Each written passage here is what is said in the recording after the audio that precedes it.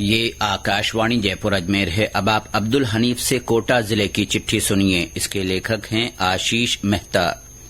राज्य में लोकसभा चुनाव की घोषणा के साथ ही कोटा जिले में राजनीतिक सरगर्मियां तेज हो गई हैं।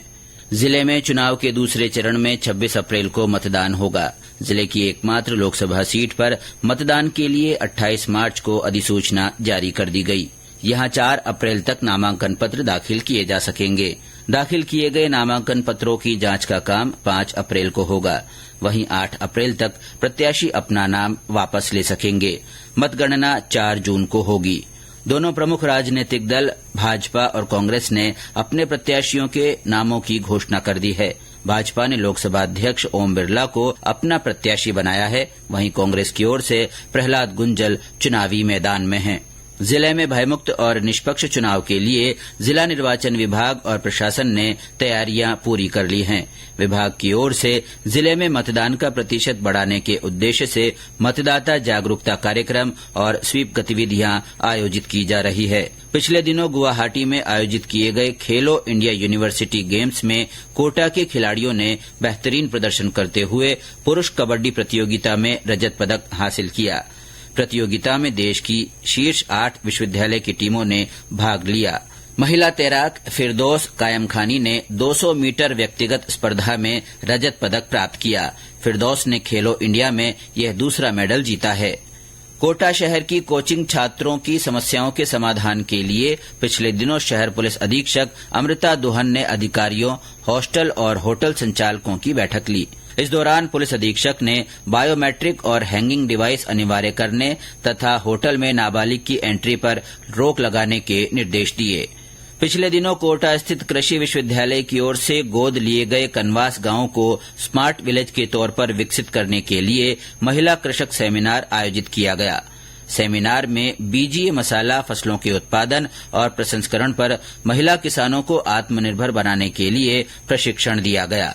विश्वविद्यालय के कुलपति अभय कुमार व्यास ने कहा कि महिलाओं को कृषि उद्यम से जोड़कर उन्हें आत्मनिर्भर बनाया जाएगा। इसी तरह जिले के उम्मेदगंज स्थित कृषि विज्ञान केंद्र में तिलहनी फसलों में नई तकनीक के विकास पर कार्यशाला आयोजित की गई।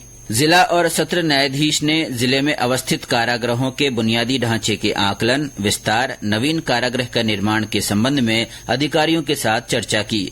उन्होंने कहा कि उच्चतम न्यायालय के आदेशानुसार केंद्रीय कारागृह कोटा, उपकारागृह सांगोद, रामगंज मंडी में बुनियादी ढांचे का आकलन किया जाएगा। कोटा के राजस्थान तकनीकी विश्वविद्यालय में युवा मंथन मॉडल यूनाइटेड नेशंस कार्यक्रम आयोजित किया गया। इस कार्यक्रम में तकनीकी शिक्षा में युवाओं के रचनात्मक और अभिव्यक्ति कौशल को निखारने तथा वैश्विक मुद्दों पर सार्वजनिक चर्चा की गई। इस दौरान कुलपति S.K. सिंह ने प्रतिभागियों से जटिल मुद्दों को समझने और उन पर शोध करने का आह्वान किया। पिछले दिनों जिला कलेक्टर डॉ रविन्द्र गोस्वामी ने कामयाब कोटा अभियान के तहत कोचिंग विद्यार्थियों के साथ संवाद किया। जिला कलेक्टर ने कहा कि नौकरी और इम्तिहान जीवन का हिस्सा है, जीवन नहीं है। उन्होंने विद्यार्थियों से ईमानदारी के साथ कोशिश करने की बात कही। जिला प्रशासन, नगर विकास न्यास तथा पर्यटन विभाग की ओर से जिले के राजकीय महाविद्यालय में ये कार्यक्रम आयोजित किया गया। इस दौरान विद्यार्थियों के लिए म्यूजिक इन द इवनिंग कार्यक्रम का भी आयोजन किया गया। बीते दिनों कोटा स्थित भारतीय सूचना प्रौद्योगिकी संस्थान का 3रा दीक्षांत समारोह आयोजित किया गया।